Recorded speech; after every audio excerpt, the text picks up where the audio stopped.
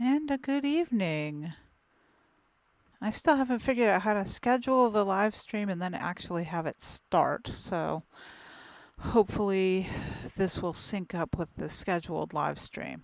And if not, I'll have to correct that later on in my videos. It's all a learning experience, and I should probably talk to my son about it again because I think he knows more than I do. Well, okay, I know he knows more than I do in this particular case. Um, so I had originally planned to talk about foraging, which I'm going to take a minute to get to, since I think I probably should. I should probably make sure that I've got people actually finding this before I. Huh. Okay, that's different.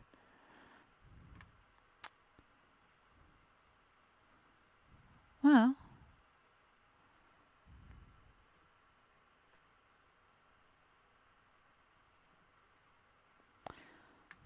One thing after another.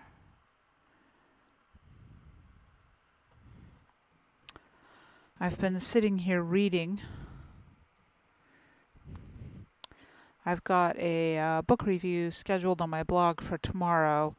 I haven't yet decided what to talk about for Mad Genius tomorrow, but hey, one thing at a time.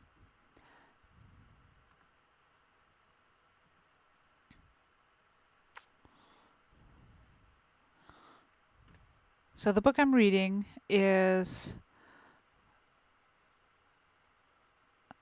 Okay, that's just distracting. I don't know what I'm looking at, but it seems to have a pretty long lag from what I'm actually doing, so we'll go somewhere else.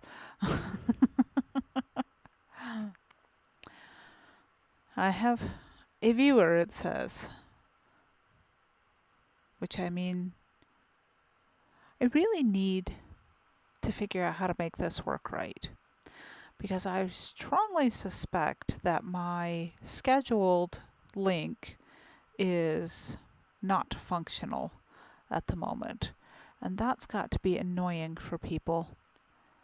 I try not to be annoying. I really do. I worry sometimes about being a bother.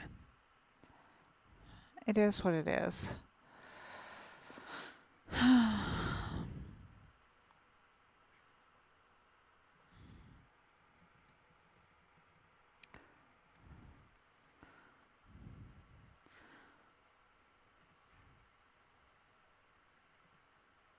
Well, I will get started because I'm going to be saving this for people to watch later, and they're going to be sitting here staring at me looking at nothing, and I may even see if I can't figure out how to edit this and chop the whole front chunk off there so you don't have 3 minutes of me babbling and doing nothing at all.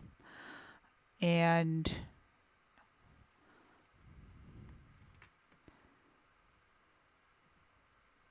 I am still trying to figure out what the heck, but I'm going to put a link in the chat since I don't think that my my actual live stream is working.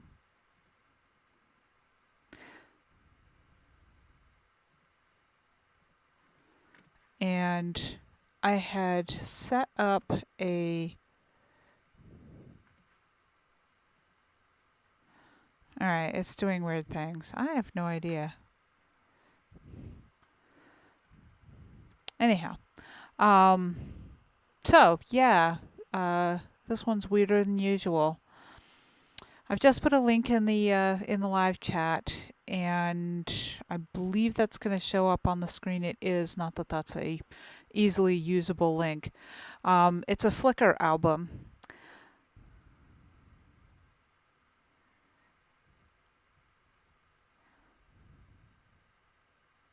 Yeah, I don't know what happened to my scheduled feed I think I did something wrong. I'm sure I did something wrong. Um, I'm just rambling at this point.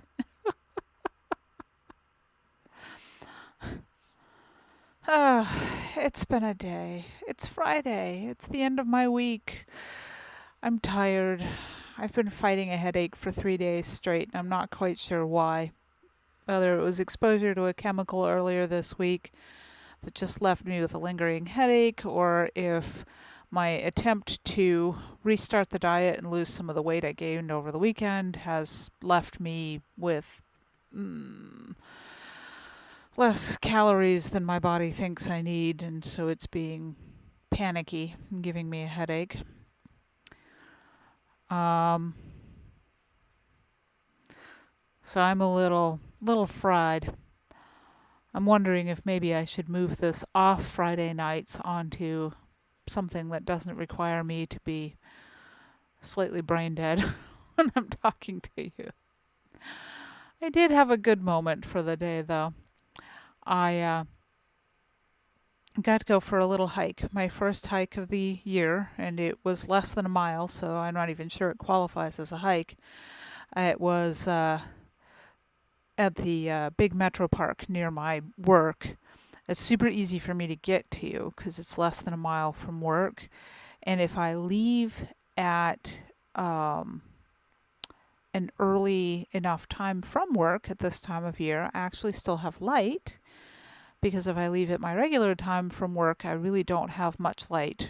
Sunset right now, well, I think sunset right now is as late as 6, but I'm usually out of work by 4:30.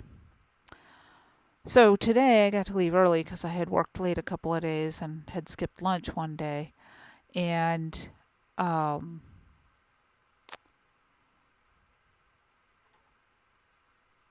don't know if anybody's there. I'm talking to myself. Then again, this is nothing new. One of the things I wanted to do with the hike was get a little bit of material for talking about on this live stream, and I'm now wondering if that's even going to be viable. What the heck. Hi, Beth. I'm glad you're here. I saw your goat pictures. Yeah, I don't know. Arg. Honest to Pete, this thing is just... I don't even know how to fix it. I'm confused and baffled, and I really don't want to do Facebook Live, but I'm going to have to fix this and figure out how to make it work if I'm going to keep doing it. I'm not the most technically apt person in the world.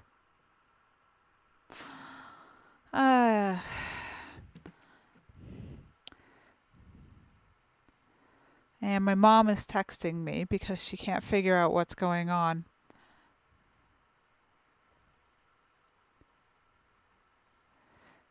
And I'm letting her know that it's a different link. No, Facebook. I'm not completely off Facebook. I really can't justify leaving Facebook entirely because of the business. And so Facebook is still unfortunately necessary to me as a businesswoman. Which is not to say that I'm giving Facebook any of my money, but they certainly have all my data from 10 odd years of being on Facebook. However, they also have the huge amount of people. I'm getting more engagements on MeWe, I think. And eventually, probably Facebook will become unnecessary for me. And right now what I'm doing is I'm just not Hey, Mom. Um, Thank you, Beth. uh, so I'm not able to leave Facebook just yet. I'm hoping for it, but it's the same reason I can't leave Amazon. And probably never will be able to leave Amazon because um, I'm very much tied to it. So at one point I was distributing wide with the books and not just exclusive to Amazon. It's MeWe is definitely getting better, and I'm getting more engagements. I have about a fifth of the contacts from Facebook on MeWe, but I think I get more engagement hits because it doesn't get throttled the way Facebook does. If I post a link on Facebook, I'm lucky if I get 10 likes out of, I went to look today, I've got a little over 2,700 friends on Facebook. So that kind of gives you an idea of, I mean, it's entirely possible that I'm utterly boring and people just don't like my stuff, and I'm happy to believe that because that's kind of how I feel about myself some days. But I think it's more likely that Facebook throttles creators despite their initial claims to be wanting original content. You will note that the things that go viral on Facebook are things that get shared, that were usually started by some kind of I don't even know how the algorithms pick influencers. Right, MeWe is pretty much just a continuous chronology, which I like. It means that I'm going to have to figure out times to post things on MeWe, because if I post something early in the morning, it slides down the timeline. There are several people I'm friends with on MeWe that post 20 or 30 memes in a row, and that swamps my news feed. I'm trying to figure out how to deal with people that do that and still get to see other people that I'm interested in without completely unfriending those people that tend to swamp the timeline. But all that is a long way to say I'm still on Facebook. I'm going to be for a while, but I don't want to do Facebook Live. So I'm going to have to figure out how to make YouTube Live actually work for me. And I'm probably going to chop the first 5 minutes of this video off if I can figure out how to do video editing. Which segues me into something else. I've done a little bit of research now into food videos and how to do those in such a way that they are engaging and fast-paced, and it does require quite a bit of video editing. I bought a big creative software package through Humble Bundle last year, and I believe I've got some video editing software in that, but I'm going to have to learn how to use it, which is not going to be a quick and easy process. And then I'm going to have to start experimenting with videos and cutting. Aha, Beth, thank you. That will be helpful. I hate to do that because, I want to be connected to them for reasons, but yes, Johan probably can help with editing, and he's been helping one of his buddies with video editing. Part of the problem with him doing that is he probably would have to use my laptop because it's the fastest computer in the house right now. His computer is named Little Frank's, or Lil Frank's, and it's a Frankenstein computer. It's cobbled together from bits and pieces of dead computers. Like Mom gave us an old laptop that had died. I had an old dead desktop. We had a couple of dead laptops from when the girls were supposed to be going to school, and I was buying inexpensive used laptops for their school laptops because I didn't have the budget or the inclination to throw several $100s at that. So he's cobbled together this Frankenstein computer that's his, and he built another one that I'm not sure what happened to it. It may have been given to the girls. Or then again, he may have pulled it apart to scavenge again, because he's currently building a gaming streaming desktop for Pippa, complete with bright purple LED fans because her favorite color is purple, my little pastel goth. So, yeah, no, I'm proud of the fact that he's doing this kind of work with the building the computers. He's got the server set up in his bedroom, although he really wants to do some gardening today, but he really doesn't want to work outside.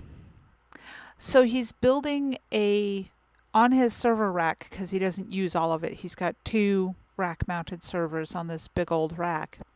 He wants to build basically a tray and put plant pots on it, and he persuaded me to buy him a grow light, and he is going to grow mostly lettuce and herbs, I think, on his server rack. So, yes, we'll see how this goes.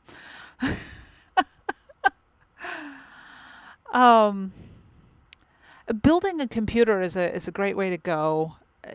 It's not necessarily less expensive, but I think you get more bang for your buck if you build it yourself and you do it to your own specifications.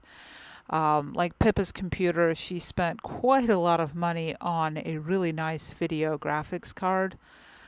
Not on the server, so he can get, I know, that was my reaction too, was water. He can put the servers above the plants. The rack is big. The rack is way bigger than he needs. Yes, I want him to get outside more. I'm going to encourage him to do his seed starting on his server rack, and then it can get moved outside. We have some raised garden beds that I got last year, and I think he built one. I wanted him to build more than one, but he got one done before he lost track of everything. I need to get my act together and discipline myself to schedule gardening time instead of getting sidetracked into all the other projects. Of course, if I can't figure out how to kickstart my writing brain and start writing fiction again, then yeah, I don't know.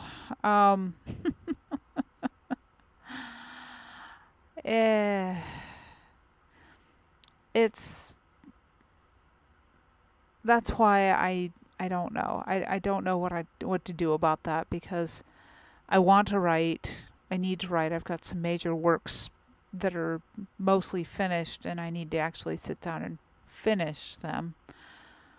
And I get to the end of the week, like right now, and I'm so tired. And I look at the house, and I'm like, I've got a clean house, and I'm going to make some time to go for a drive in the country with Sanford so we can have a little date time. Because of COVID, we can't just go out like normal people. Although country drives have always been one of our special things together. But, yeah. So, ouch, Mom. Yeah, the kitty that's here doesn't know her own claws well enough to behave with them, and we all get some scratches. Yeah, I do need the mental energy, and I just don't have it right now. I've been writing more nonfiction, which requires a different mindset. And I'm trying to read. I've been doing a lot of nonfiction reading. I am not taking a picnic. It is supposed to be a high of 33. Going for a hike today, it was a high of 31. And that was, I was moving pretty much the whole time. I stopped to take some pictures, which if you look right up at the top of the chat transcript, if you can scroll up there, there's a link to a Flickr album with a few pictures that I took while I was on the hike. Because in theory, I can... hi, Doug. In theory, I can put pictures up on the screen, but in reality, like actually managing the proper live thing, it's a man with a naked face. His chin is in view.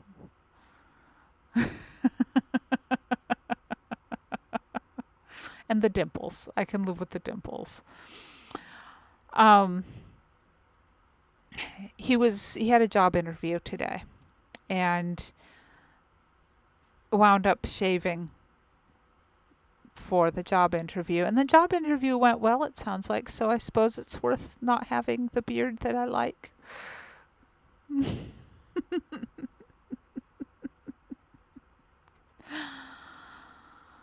Well,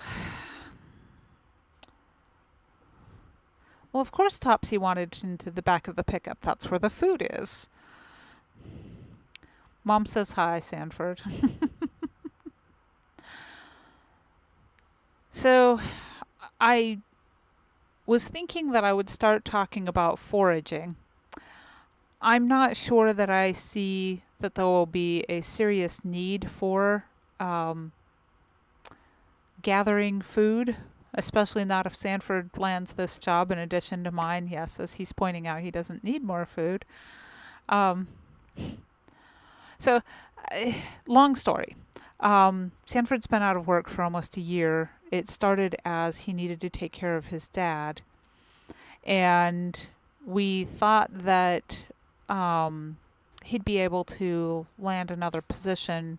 We did not reckon with COVID and all of the weirdness in the job market that brought. So the position that he went to interview for today is a maintenance technician, which is similar to what he's done in the past, and it pays decently. So not quite what he was making before, but we didn't expect that. I think it'll be good for him to get out and work. He thinks it would be good for him to get out and work. And after almost a year of being trapped in the house with the 15-year-old boy, he's ready to take darn near any job and was even making mutterings about McDonald's. So, desperate.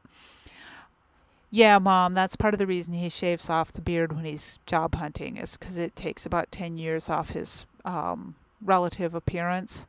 And age discrimination is illegal, but it's a thing. So I have naked face man, and I will take a while to get used to it. I'm so used to the beard. Oh. It'll be good, though. If he can get a job, I think he'll be happier in general. Be getting out of the house. I've been telling him even something part-time, just to get him out of the house for a while so he's not sitting here and reading and playing video games all day. I mean, I will miss the being spoiled of coming home and him fixing dinner, and he does dishes a lot of the time. Not all the time, but yeah, I'll take what I get. And I mean, today I got to go for a little hike, and then I came home and talked to him for a little while. Johan insisted that we watch WandaVision, which this is episode 3, and WandaVision's probably not anything that y'all who are in the live chat are going to be watching, but the first 2 episodes were like the most cringy, awful, worst of sitcom-ish. And I think they were doing it on purpose, but it was definitely not something I wanted to watch. And then the 3rd episode, they're actually starting to get into showing where they're going with the overall story arc, which was a very slow start, but I'm more interested in continuing now. I still wouldn't recommend WandaVision unless you're like hardcore Marvel fan, but that's what Johan is. Johann, for a 15-year-old boy, does really well with house cleaning. He actually helps out a lot. He took over cleaning what we call the kids' bathroom, which is the central house bathroom. And he took over the cleaning in there after his sisters moved out, and he does a really good job. We've been very pleased with him, and we've been praising him for taking care of the house. He has a tendency to mother me, which I really don't like for him to do because it's not his job, and I don't want him to feel responsible for taking care of me. Unfortunately, this last year I was sick more than I wanted to be, so he was wanting to take care of me because he's a very nurturing young man. And we'll see with the gardening. He may stick with it, and he may get to July and get a job and completely lose track of everything except for working and making money so that he can buy himself a car. Foraging. So I was thinking to myself as I got out of the car into the biting wind at 31 degrees in an Ohio winter and started walking down the trail that the ground is frozen. I didn't think the ground was actually frozen, but it is.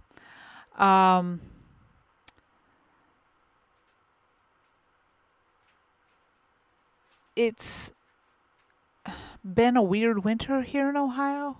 Usually it's quite a bit colder at this time of the year, but it's been dipping into the 20s at night and almost up to the 40s during the day fairly consistently. It means it's been nice because it's not as bad for humans to be out, at least as limited as I've been out commuting. But it also means we're probably going to have a lot of bugs this coming summer because it hasn't been cold enough to kill them out. I was playing a little mental game with myself as I got out and started hiking, which was essentially, so if you were to suddenly have to subsist on nothing but what you could hunt and gather at this time of year in Ohio, you'd die. Life would suck, and then you would die. There are some squirrels active right now, and if you could hunt the squirrels and eat squirrels, you might survive, but you'd have to get an awful lot of squirrels, and I'm pretty sure there are deer, and that would be helpful. But one of the things that very early settlers and Native Americans too had to deal with was in the wintertime, you don't have sufficient vitamins. So you'll read accounts of the Native Americans actually eating the gut contents of deer and whatnot. And that's partly because they needed the greens. And one of the problems that was faced, hi Ben, one of the problems that was faced, especially in the wintertime, by people that were trying to subsist on just what they could hunt and gather, is scurvy. So they didn't have sufficient vitamin C. They didn't have any access to fruits and vegetables. If you can gather and dry things, that does some good. The problem is that a lot of cooking back in the day, they were boiling the heck out of everything, and heat breaks down vitamin C. So, scurvy. Which is why anything green was pounced upon and, pounced upon and devoured from the earliest time of it popping up. So I was curious today what I could find that was green and edible on my little walk. As I was walking, the area I'm walking in is fairly heavily forested. If you take a look at that photo album that I put the link into, and I'll probably put it underneath the video when this goes from live to watching it again thing. The area I was in is fairly heavily forested, which is actually not a bad thing for winter growth. In the spring, and I'll probably show more videos and images then when I'm walking out there. Before the trees leaf out, there's actually a lot of growth underneath the trees. And it's a little bit more protected than an open field is at this time of year. So on the south-facing slopes, I was actually seeing some green. Here in Ohio, and my mother-in-law thought this was hilarious, when I realized that we have a lot of wild onions in this area, and I was absolutely delighted. So in addition to facing nutritional challenges and being able to get enough fat into their diet and greens, one of the other things that you would face as a hunter-gatherer is flavor, especially if you're doing the thing where you're boiling everything to death. Salt is a whole different challenge. In this neck of the woods, Ohio, Kentucky, Tennessee, you'll see areas called lick. For a little while we lived on Mud Lick Road. And lick is a natural salt patch. And the animals will find them and lick at them because they need the salt. But in addition to salt, herbs, spices, I mean, there's a reason that spices were the gestalt of exploring the world, and they drove trade. There were spices that were more precious than gold. Adding flavor to things is not easy if you're foraging your own food. A lot of herbs well, not necessarily herbs, a lot of green things are bitter. And if you cook them long enough to get rid of the bitterness, what you're left with is not necessarily all that nutritious, and it tastes like it's bad. So wild onions, I was excited to see them. My mother-in-law was not so much, because she has bad memories of growing up having to drink milk. And at this time of the year, cows that are out looking for something to graze on, the wild onions are green and luxuriant, and the cows will eat them happily, and then their milk tastes like onions, which is not an attractive milk flavor. Although it would probably be fun to make cheese out of that, but maybe not. The thiols that come through in the milk are more focused than onion flavor. So I like wild onions.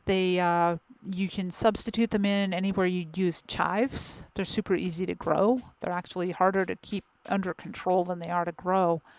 Another one you'll see around here too, in addition to the wild onion that look like little chives, they're walking onions. And I don't know if walking onions are native. I haven't looked it up. But they were one of those things that was pretty common in gardens a century or more ago, and they've taken nicely to the area. So what I was looking for was green things, and I immediately saw the wild onions. I expected them. I knew this trail. I'd been out on it about this time last year, shortly after I started working at this job, and I had seen the wild onions then. But I was looking a little bit more closely this year. So I mentioned a minute ago that one of the difficulties with a foraged diet or a survival diet is getting enough fat. Even if you are able to hunt squirrels, they are rather lean. If you are able to get a deer, again, it's rather lean. And unlike the modern obsession with removing all fat from our diet, if you are hunting and gathering, you badly need fats. You will not survive for very long with fat.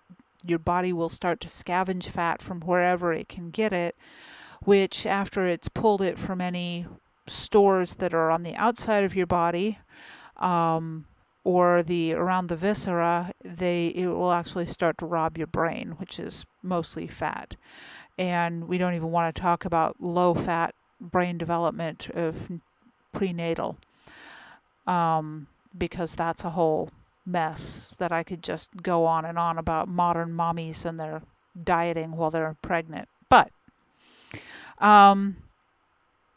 so fats are hard to come by if you're foraging. One of the images in my little photo album is of a shagbark hickory. And one of the things that I really enjoy about getting out and exploring Ohio's forests and the prairies around here is that it is such a rich natural food forest. There are more than one kind of hickory, including pignut, which are too bitter to eat, but they feed to the pigs quite happily. And then, of course, you have a nice fat pig you can butcher out. But shagbark hickories, there's several species of hickory that I'm not 100% familiar with. There are walnuts, there are beech trees, which bear nuts, and people used to gather beech nuts. And those are all fantastic fat sources, if you can beat the squirrels to them. That's why we have nice fat gray squirrels around here in the forests. And while I was out today, by the way, squirrels should probably be hibernating at this time of the year, but they're not. I was hearing a few scuffling around in the dead leaves. It's been mild enough. I don't think they're in full hibernation mode. But you need fats and you need the greens. As I was coming up the south-facing slope in the little sheltered nook of a tree, there's a picture in there. There are a couple of different species in that picture you'll see little green leaves. And the bright green leaves nestled up closely to the tree that look like they're young plants. They are. That's chickweed. It's very edible, quite tasty, even in salads. Doesn't have a lot of flavor to it, which is fine, in my opinion. There are a couple of different varieties of chickweed. Some of them are rather fuzzy, which I don't find appealing in a salad. They're all right cooked. The variety of chickweed that I photographed today is a smoother chickweed that is fine in a salad. In the lower right-hand corner of that, there are some darker green leaves that are roughly heart-shaped with a little bit of rounded tooth to them, and those are violet leaves. Violets are a choice wild edible, and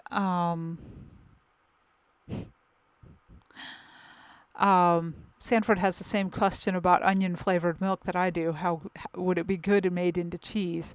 Mom, we may borrow a goat to do some experiments. But violets are fantastic as far as a wild edible goes. The leaves are just fine, both raw in salads, and they do very well in stir fries. They hold up. Chickweed, the smooth chickweed tends to break down really, it basically just goes away if you cook it. But violets have a little bit more robustness. The roots of violets are not edible. The leaves of violets are edible, and the flowers are edible. Candied violets are really fun to make, and they don't taste like much, but they're really pretty. And I made my youngest daughter Pippa, I made her a cake when she was 6, and I decorated it with violets. And they weren't even candied violets. Her birthday is in late April, and the violets were already blooming in our yard. So I gathered fresh violets and clean ones, and arranged them on top of a white frosted cake, a little heart cake that I had made for her. And to this day, that is what she remembers, and she loved it so much when she was turning 18 she asked if we could replicate that cake. And this time I did candy the violets, and we had a candied violet birthday cake for her 18th birthday. But I will gather violet flowers and just throw them on top of a salad because they're so pretty and they don't add a lot of flavor, but I love they make pretty salads. Violets are very high in vitamins, so violet greens are fantastic for being able to gather early and add some nutrients to that theoretical person we were talking about that's in a survival foraging situation. One thing I didn't see today on my walk, it's usually found on the edge, the verges between woods and field, are a really good place to look for a lot of things, and one of those is wild strawberries. And wild strawberry leaves stay green year-round, and I have successfully dug down under 2 feet of snow in New England and found little green strawberry leaves. And they used to make a tea, not a boiled tea, but if you poured warm water over them and let them steep, they would make a tea out of that, and it was very high in vitamin C. So strawberry leaves are one of the things that early settlers and Native Americans would use to prevent scurvy. And they're not necessarily, yeah, Mom, I'm not sure you need ticks. I think the greens, maybe grow the greens in trays or something. Chickens are great for getting rid of ticks, for those of you that don't know that, although I suspect everybody watching is well aware of that. The challenges of foraging to be able to make a living are trying to find enough of any given thing. I mean, I was thinking about it as I walked. Mom, I don't know that. I don't know if false strawberry would work at all. I have an old copy of Ewell Gibbon's Stalking the Healthful Herb, and he did some analysis on a bunch of wild foods. I keep wondering if anyone more modern has done that. We have much more sophisticated technology now than we used to.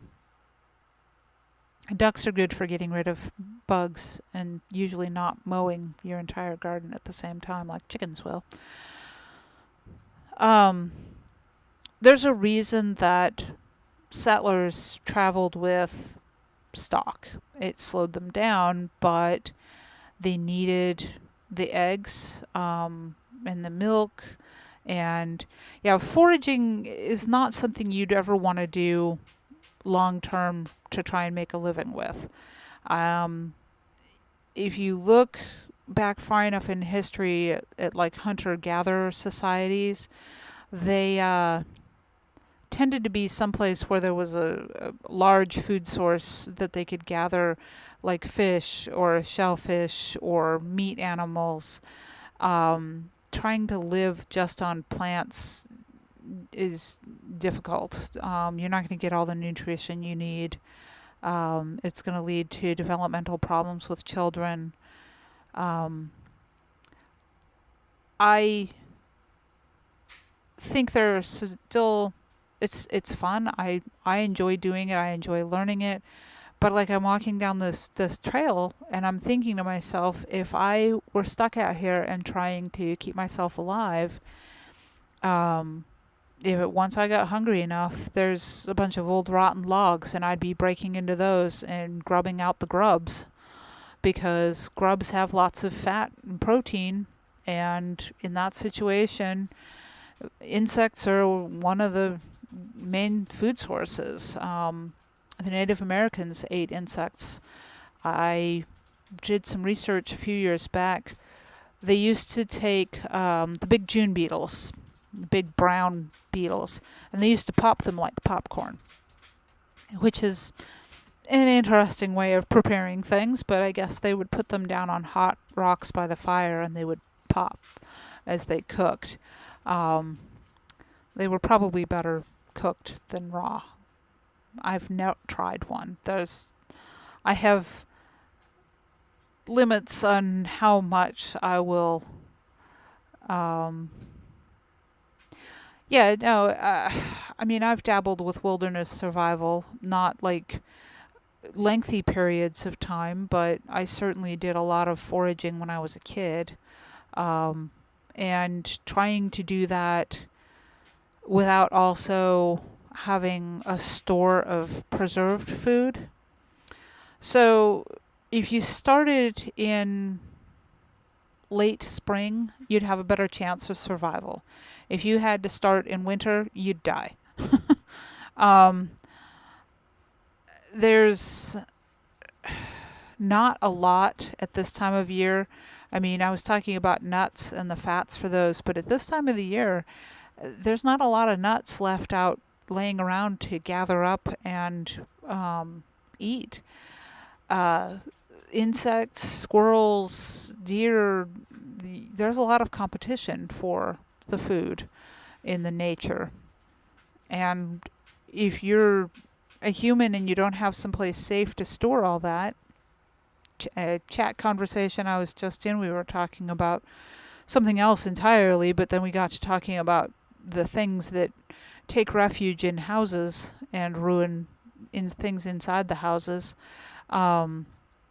And mice, voles.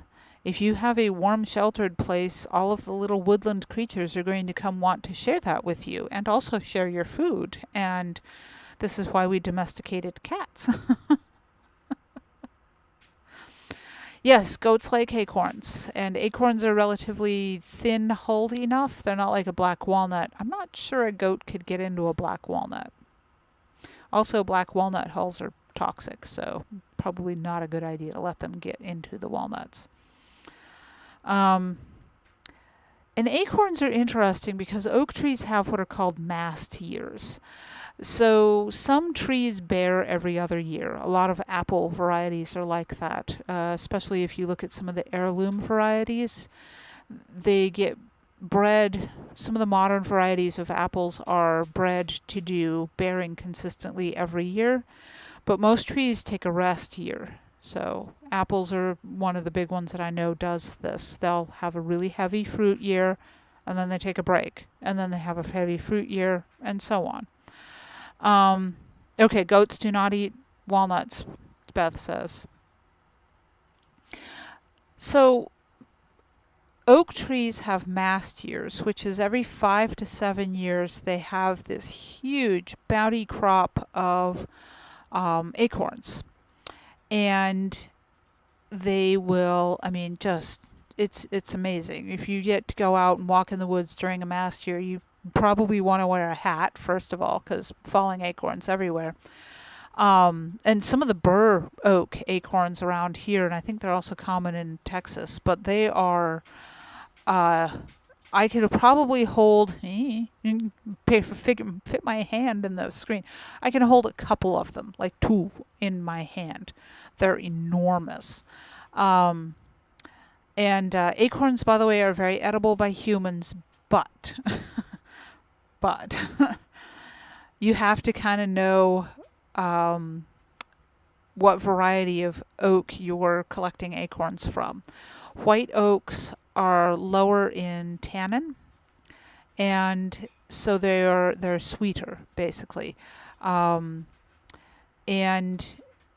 the red oaks are going to be much higher in tannin and probably will require multiple soaking to get rid of the tannins before they can be roasted and used. Ground into flour was, I think, the most common Native American use, was that they would either use them in soups and stews whole, or they were actually often ground into a meal and used that way as kind of like almost like a hot cereal approach. White oaks are much preferable if you're going to be trying to eat acorns. And bur oaks, yeah, they have these great little hats. They're like fuzzy winter beanies, and I had never seen a bur oak before I came here to Ohio, and it was actually in my field botany class that I was introduced to those, and really fell in love with them. They're just, I mean, they're cool. Yeah, I remember those, and that's where my most experience playing with acorns has come from. I have not tried to mess around a lot with acorns here in Ohio. I haven't had time, and I haven't had a lot of access to acorns that weren't like on campus at my school. Um, but the while you could collect acorns and hickory and walnut and all of these other wonderful food tree things that we have here in Ohio, storing them and keeping them away from the other critters that would also like to eat them is a whole nother battle. There's always something. I was talking to my son today. He was noting that when we were looking through a seed catalog, there were a couple of listed varieties that had like a stamp, a logo over them saying that they were not available this year. And he was like, why? Why are they not available? And I was like, well, they probably had a seed crop fail. Gardening, farming, foraging, it's all reliant on the weather and the climate, and you'll have climatic shifts from time to time, and there's a steadily ongoing shift. There has been for hundreds and hundreds of years, but there are also more unpredictable ones. Drought, too wet of a summer. We want to plant melons. We planted melons last year, and every single one of the melons last year water split. And that was because we had a wet year, and then we had a dry month. But he was fussing about how can we keep them from doing this, and this is no, sold out was a whole different thing, Mom. Yeah, we had a lot of sold out stuff from the catalog we were ordering from as well. So seed crops fail, crops fail.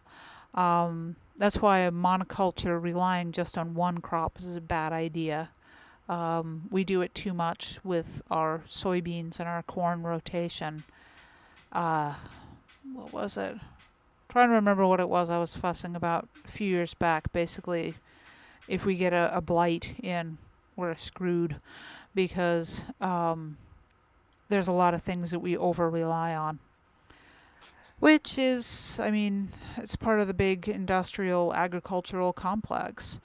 And part of the reason that more people should do backyard gardening, and they should be more aware of edible landscaping instead of just plants that look pretty, plants that are also useful.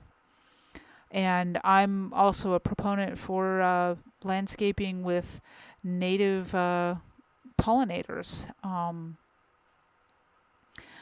And honeybees are not native to the North America.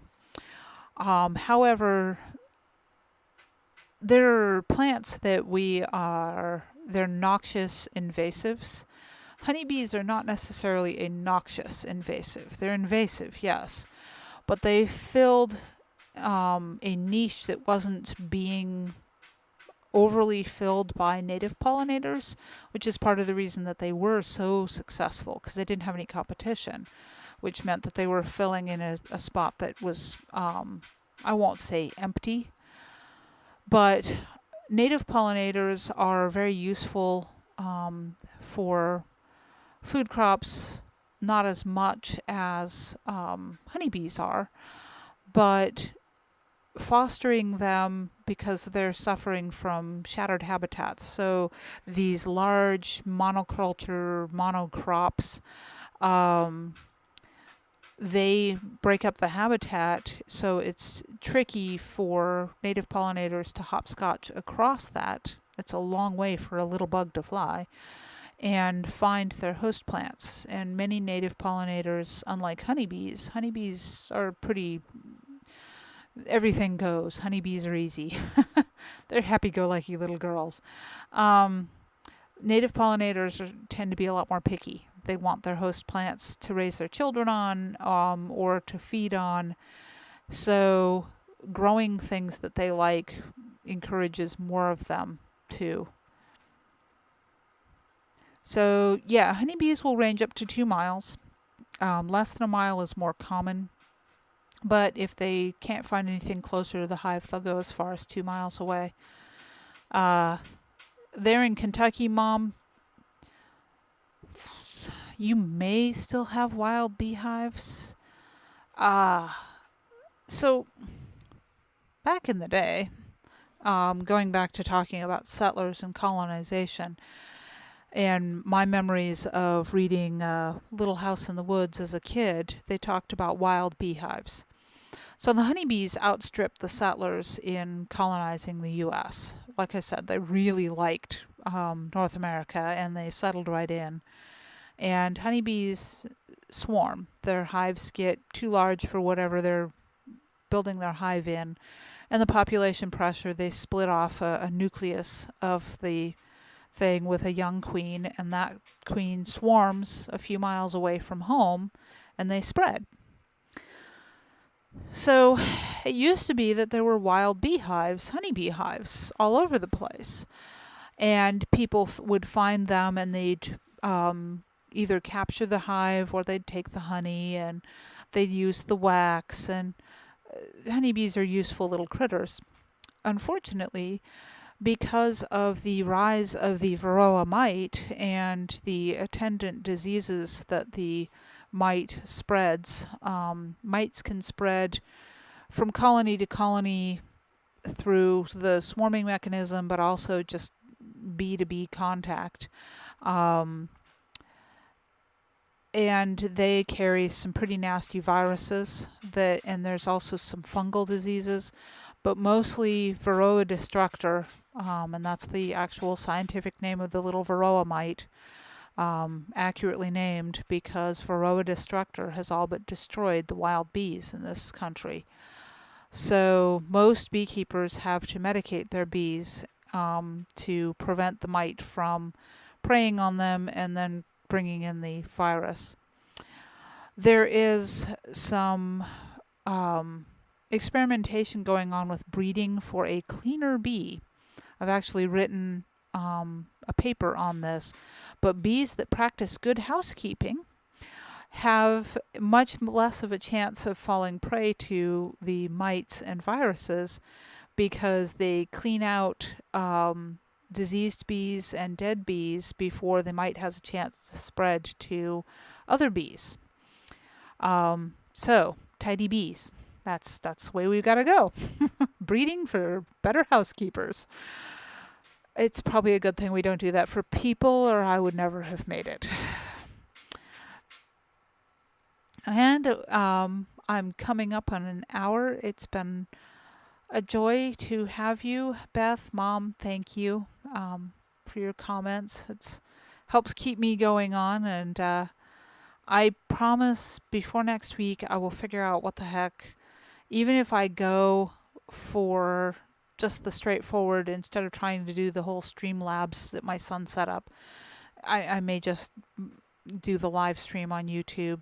I think that might be the more direct way to do it. I'm not using the spiffy the spiffy image slideshow that Hugh tried to set up for me. So yeah, thank you all for coming, and I will see you next week with more from the garden and bees and possibly some art.